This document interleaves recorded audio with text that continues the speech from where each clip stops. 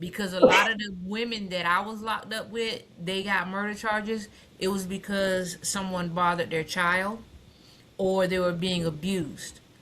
And I might be wrong on some of these statistics, but a lot of women were being imprisoned for beating, for not getting the help from the police departments because they were being abused by their boyfriends or their husbands. And when they finally decided to say, hey, enough is enough, and start killing them, that's when your population in prison for women started growing. And a lot of them are in for trying to take care of their kids. So yeah, there's quite a few that are in there, for what I know, in Florida, that have murder charges, that if you were to ever release them, they wouldn't come back, because I don't think they will put themselves in that same predicament or situation to have to use deadly force against anybody like that. So I totally agree with what he said. Go ahead, Yeah, Mr. Walton. yeah.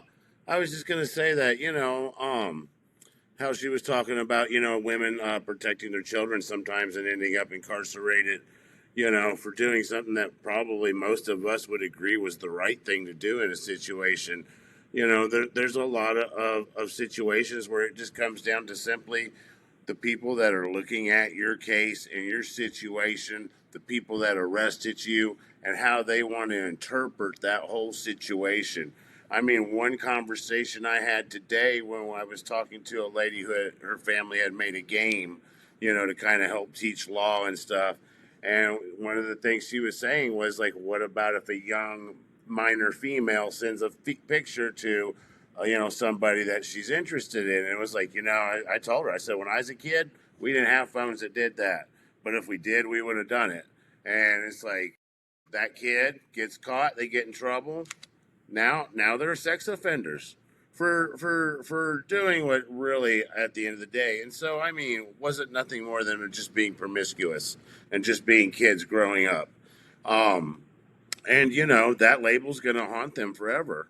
And so, I mean, the perception is just sometimes is the problem, so, but yeah, passing that note along. Christy, go ahead. So I agree with what they say. I actually have a friend that she was in an abusive relationship, and her boyfriend abused her child while she was at work, and she came home and the daughter found her brother unresponsive, and they also charged her with the murder because she didn't leave the abusive relationship, even though she didn't know he had never touched the child before. She had been abused by him. She did not leave, so she put that child in a situation that caused the death. So now she not only has lost her child and is going to spend the next 15 years in prison, just imagine about all the trauma it's caused and the environment she's going to live in for the next 15 years. It's going to be hard to work on herself, her traumas, and even work towards trying to figure out who she is or who she's gonna be once she comes home. You know? Absolutely. Absolutely. Very sad. And she's Very too sad. scared to leave. She's scared. And then on top of that, if she does make that moment of, I'm leaving, where are you going? How are you going to feed? You got the kids. Like, you got so much to think about in that situation. So, these things aren't just simple always. It's not just, right, wrong, white, black. It's not always that way.